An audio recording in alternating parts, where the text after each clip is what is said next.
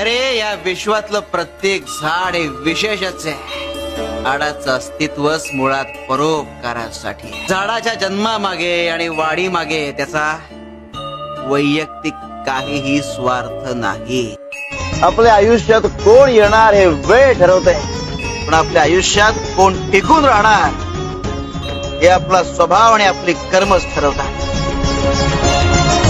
परमार्थात उडी मारायला मनाची तयारी लागते.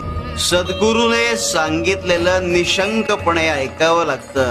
ती तयारी असावी लागते आणि इच्छा असेल तर मार्ग मिळतो. आम्ही सांगितलेलं ऐकत नाहीत आणि मग अंगाशी आलं की आमच्या नावाने हाका मारता. काय करावं सांग आता. शिव शंकर नमामि शंकर शिव शंकर शंभो.